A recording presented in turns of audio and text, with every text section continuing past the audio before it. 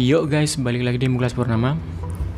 Di video kali ini aku kembali ngulik tentang gameplay dari formasi ya teman-teman ya. Sebelumnya aku tanya ke kalian, pernah nggak sih ngerasa dengan pakai formasi yang sama, tapi ternyata terkadang itu kenapa sih kita ngerasa permainan atau gameplay yang berbeda? Yuk di sini kita cari tahu jawabannya guys. Dan sebelumnya aku mohon support dari teman-temannya, jangan lupa subscribe karena subscribe itu gratis guys. So, langsung saja kita masuk ke pembahasan kita kali ini. Ya, di sini ada istilah yang nggak tercantum dalam formasi di PES ya, yang mana itu sangat mempengaruhi jalannya gameplay dari manajer yang kalian pilih. Apa aja itu? Ada support range, defensive line, dan juga compactness. Apa sih itu? Yuk kita cari tahu. Yap, ini udah masuk di modul strategi dari milik Konami. Di sini saya juga sedikit menyinggung dari attacking styles ya. Di sini ada counter attack dan juga possession yang ada dua macam itu. Dan di sini kalau misal teman-teman pilih counter attack itu, maka aliran bola itu langsung menuju ke sela-sela pemain ya. Jadi pemain cenderung buka ruangan lebih jauh di situ, buka ruangan. Jadi pengumpan langsung memberikan sedikit drop pass. Jadi bukan tiki taka atau one touch pass ya, cenderung buka ruangan lebih di situ kalau counter attack. Dan biasanya strategi counter attack ini berhubungan erat dengan build up long pass ya teman-teman ya.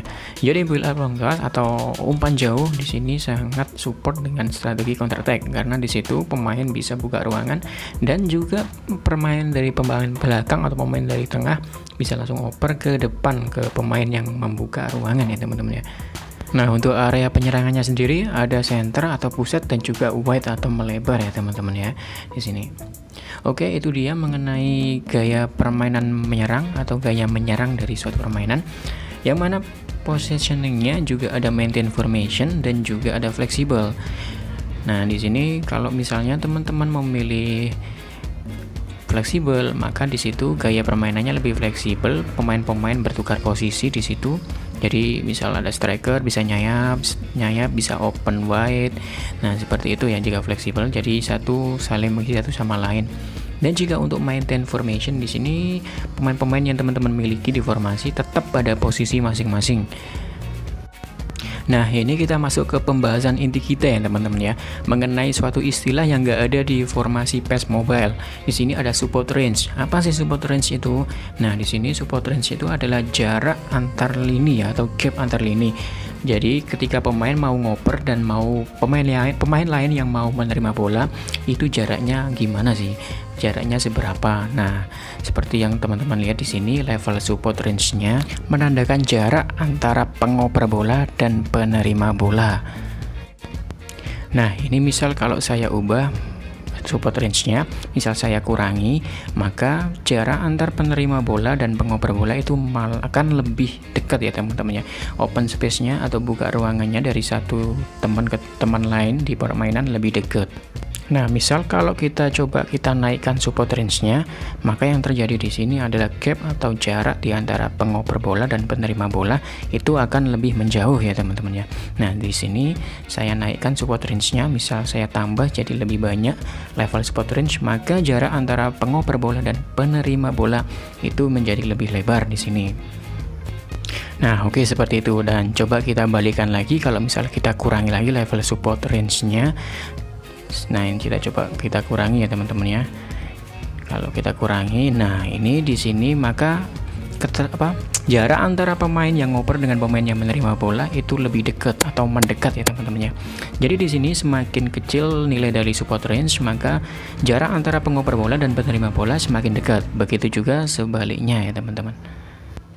Jika level support range-nya tinggi atau tambah, berarti jarak antara pengoper dan penerima bola maka sebaliknya akan semakin menjauh. Jadi seperti itu teman-teman ya, tergantung pilihan karakter permainan dari teman-teman, sukanya yang kayak gimana. Misal umpan dari satu pemain ke pemain lain itu yang suka yang dekat atau yang jauh, seperti itu. Nah, itu tadi pembahasan mengenai support range yang mana tidak tersedia atau tidak dicantumkan dalam PES Mobile di manajer masing-masing. Nah, itu tadi mengenai attacking instruction ya, atau hal menyerang itu support range itu mengenai penyerangan dan gimana mengenai pertahanan. Nah, di sini ada yang seperti yang teman-teman ketahui, kalau yang tipikal ini kan udah ada di PES ya. Oke, di sini saya akan coba singgung sedikit saja mengenai gaya pertahanan. Ada all out defense di situ dan juga containment area. Containment area itu area pengurungan teman-teman, atau area pressing. Di sini ada wide dan juga center ya teman-teman. Nah, di sini yang teman-teman lihat, jika kita pilih wide kayak pengurungan melebar, maka di situ cenderung langsung ngeflank ya. Pemain-pemain bertahan kita di lini pertahanan kita akan mengurung pemain lawan itu ke arah melebar. Jadi yang sayap ya makin ke sayap, kemudian yang tengah itu cenderung menutup ke lini flank dari lawan, seperti itu. Nah, untuk pressingnya sendiri itu ada dua seperti yang teman-teman ketahui di PES Manager atau manajer dari PES Mobile atau yang tercantum di aplikasi PES 2021 Mobile ya. Di sini ada agresif dan juga konservatif. Nah, untuk agresif itu sendiri itu pemain-pemain cenderung untuk langsung ngerebut ya. Nah, kalau untuk konservatif, pemain itu cenderung menunggu atau menutup atau mengcover area dari pemain-pemain lawan yang mau untuk naik. Ya, dan ini poin utama kita pembahasan dari sisi defense, yakni defensive line, yang mana tidak dicantumkan di profile PES Manager Mobile ya. Nah, di sini tingkat defense line seperti yang teman ketahui, semakin tinggi defense line maka garis pertahanan dari back kita itu majunya semakin tinggi ya teman-teman ya. Oke, jika kita coba untuk mengurangi levelnya, defense line-nya kita turunkan, maka pemain back kita garis pertahanannya akan ngedrop ke belakang. Sebaliknya, jika level defense line-nya tinggi, maka garis pertahanan dari back kita juga akan semakin naik atau semakin agresif menuju ke possession dari permainan lawan ya. Jadi di sini bedanya defense line rendah dan tinggi. Nah, tergantung tipikal permainan teman-teman, suka ngerebut yang level defense line tinggi ataukah menunggu di belakang, yakni dengan level defense line yang rendah. Nah, di sini seperti yang teman-teman lihat, defense line sangat mempengaruhi garis pertahanan lawan. Dan coba kalau misal kita turunkan lagi, nah maka akan kembali ya teman-teman, kembali ngedrop atau menunggu di belakang ya teman-teman ya, gaya defense line atau garis dari pertahanan back kita.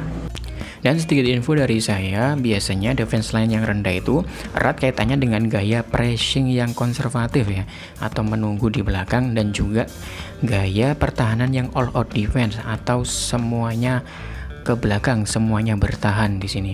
Dan kebalikannya, kalau defense line yang tinggi itu biasanya pressingnya agresif dan juga tipikal defensive stylesnya itu pressing front line pressure ya. Jadi balik lagi ke teman-teman, nyamannya pakai yang mana sesuai dengan tipikal permainan dari kalian, mau pakai yang defense line tinggi atau yang rendah. Nah, untuk bahasan kita selanjutnya, yang poin inti kita selanjutnya yakni compactness atau tingkat kerapatan ya teman-teman ya.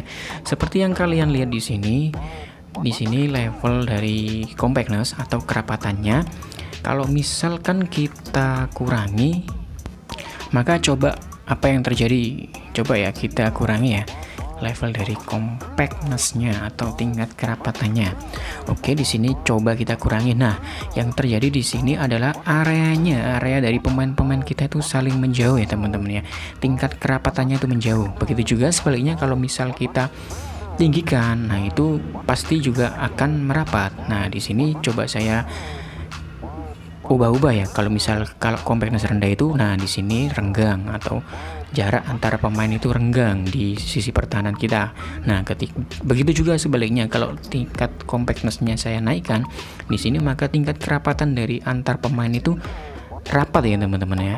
Nah, oke, seperti yang teman-teman lihat di sini, saya gonta-ganti di sini, saya coba apa perbedaannya. Nah, semakin tinggi level compactness, maka semakin rapat dari pertahanan kita ketika diserang oleh lawan, seperti itu. Oke, di sini seperti yang teman-teman lihat, compactness adalah kerapatan ya teman-teman, itu yang perlu kalian ingat. Jadi semakin tinggi compactness, maka semakin rapat permainan dari lini bertahan kalian, jarak antar pemainnya, seperti itu. Nah, terus apa sih enaknya dan gak enaknya garis pertahanan yang rendah atau compactness yang tinggi itu? Nah, jika compactness yang tinggi, maka cenderung mereka akan gerombol di tengah. Jadi, resikonya adalah kita kena serangan di flank. Dan misal kalau compactness kita rendah, otomatis tingkat kerapatan pemain kita ada renggang, dan di situ kita akan mudah untuk di 1-2 sentuhan kena tiki-taka ya teman-teman ya di situ. Nah, tergantung teman-teman menyiasati gaya permainan dari lawan, pintar-pintar membacanya aja dan nyamannya pakai strategi yang mana. Dan untuk garis pertahanan atau defensive line yang tinggi itu enaknya kalian cepat merebut dari permainan lawan.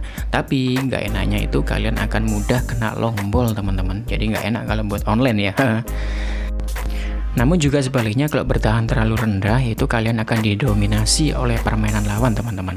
Jadi tergantung teman-teman sendiri gimana pintar-pintar menyiasati semua dari gameplaynya ya.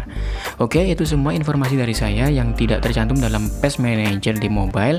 So, jangan lupa komen, like, juga subscribe, juga nyalakan loncengnya karena aku gak sabar buat berbagi info terbaru ke kalian lagi. Jadi cukup di sini video kali ini, semoga bermanfaat buat kalian semua. Sampai jumpa di video saya selanjutnya. Jaga kesehatan kalian, stay safe, jangan lupa pakai masker, dan see you on the next videos. See you guys.